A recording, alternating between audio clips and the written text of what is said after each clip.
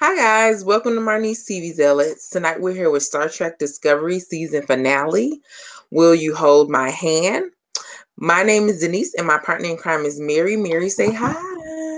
Hi, so glad you guys are here with us tonight.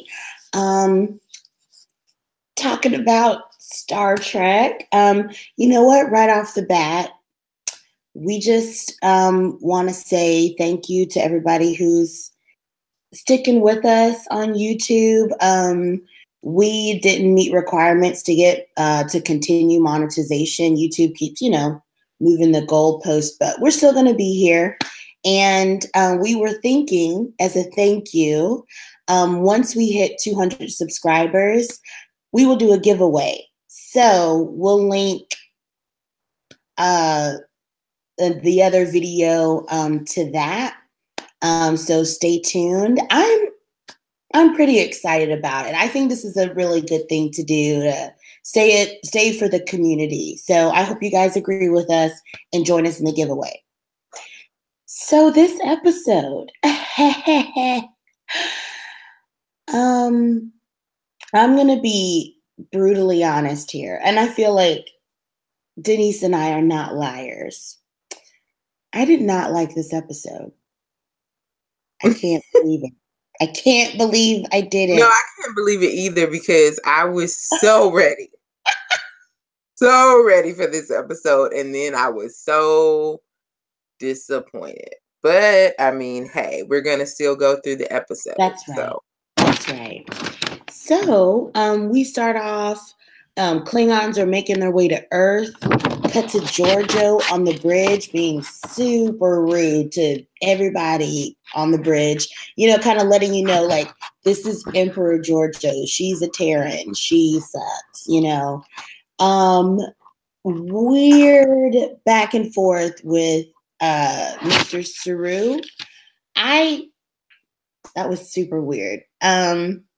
So she and Michael have to go for a talk because Michael's like, oh yeah, by the way, where were you born again? Like trying to quiz her. They go see Laurel and they want to know the best spot for the Discovery to park it inside of Kronos, and she won't talk. So Giorgio beats her within an inch of her life. And so instead, Michael takes her to see Ash. This is a part I actually really liked. It was so tense. She kept calling Ash it and the half-breed, like not even talking to him. Again, like that's kind of that racist connotation. Like I thought that was a very small thing, but also super cool. So again, he knows about a lot of, Klingon stuff, not specifics, but he tells them a cavern where they can go to. So it's going to be Giorgio, Michael, Ash, and Tilly. Why can't I talk? So the four of them are going down to Kronos. Stamets, like the only time we actually get to see him, the only time we get to see him is that one scene where he black alerts them to Kronos. So again, like that was a disappointment. Like I really want to see him in the episode. Anyway, so they get to Kronos, dressed as lowlives. And one funny thing, Tilly's trying to stay in character as Captain Killy, but it does not last long. Like, I love that so much. And she's like, I just really need a snack. I don't know what this is, but it's delicious. Ash was like, that is space whale. That was funny.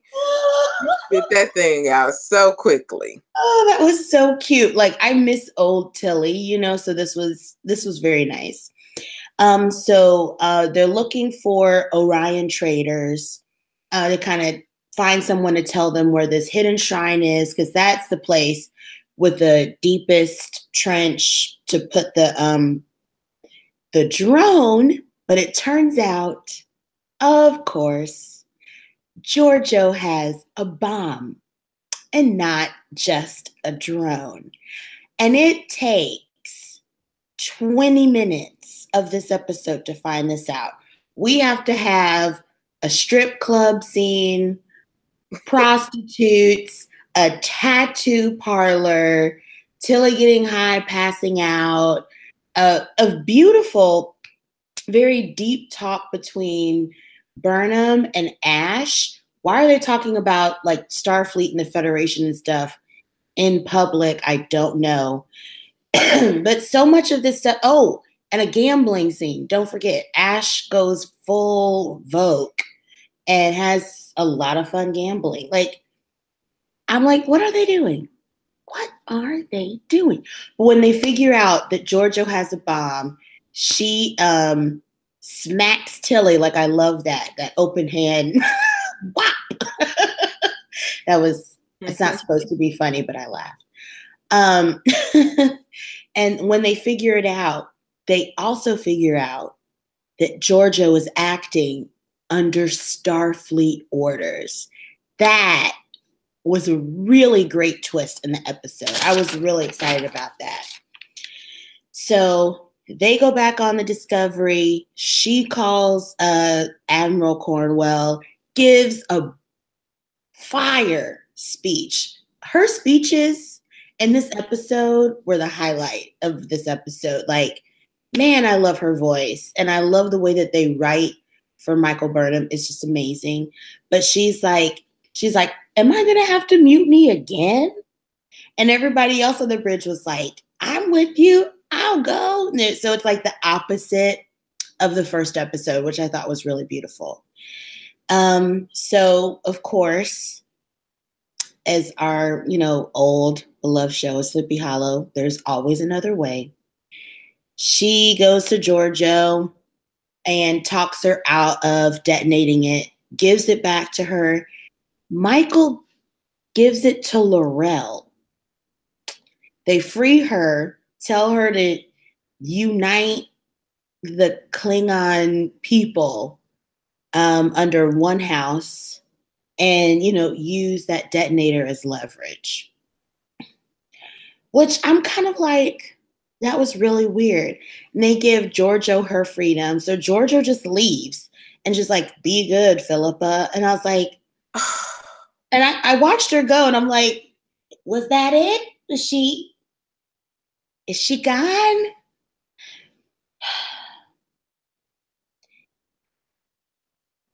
The bad move. Okay, so, and then Ash leaves with Laurel. He's like, Giorgio was right. I'm not good as a human or a Klingon. Maybe I could be good for both. So he's going to go. So Laurel does her speech. She's like, Klingons need to have unity under me. And so the Klingons leave Earth. They head back to Kronos, I suppose. And Michael meets with Sarek and Amanda. She gets promoted to commander. I was like, which is really cute. And again, Sarek apologizes because he did have a hand in that terrible plan to blow up Kronos. Like, really? That is not what Starfleet would do. War or no war. Honestly, I felt like that was so out of Starfleet character. And so, again, she, they all get a Medal of Valor, which was really cute. They got an honorary medal for Dr. Kolber. I'm upset that he's dead. So they're on their way to Vulcan to pick up their new captain. And they get a distress call from another Starfleet vessel, from Captain Pike of the Enterprise. The end. That was the whole I told you. The whole that was it. That was all. That's what happened, and that's. I was upset that Tyler went off with Laurel. number one. Because I was like, it just doesn't make sense. But then again, I guess it does. What Cause he happened? all screwed up and she trying to start a new. Well, he don't have a life with I mean, I get that part. He doesn't have a life with Starfleet, and he definitely don't have a life with Burnham. So, like, what else is there to do? That's true. So, yeah, go off with L'Oreal. I mean, at least she accepts him for who he is. That's true. That's very true. But my thing is, like, giving her complete control, like, that didn't make sense to me. Because now that she has the power to blow up everything, like, what's going to stop her from becoming a dictator? Exactly. It was just bad moves all the way around. So now I'm trying to figure out, now that they've solved things, have they just made an entirely new timeline apart from everything? I think that's what they're doing. I hate the fact that they've been lying to us all season. This was a lot. I love, and I mean that word, every character in this show. I obviously do not love these showrunners because they're rude. First of all, I was talking to my daughter right before we came on, and I was like, she's like, you need to do the you writer speech. If you guys are new to us, Denise has a speech that she gives writers of a show, and we're close. We're not all the way there. Yeah, I said this was the first episode that I was disappointed. And I'm mad because I'm like, this is not how you finale. No, it's not. It's not. It seemed like a reboot. But that's something you do several seasons in. Like, do you really need a reboot? Yeah, because I felt like they were on the way to something else. Something better than what we got. Honest to goodness.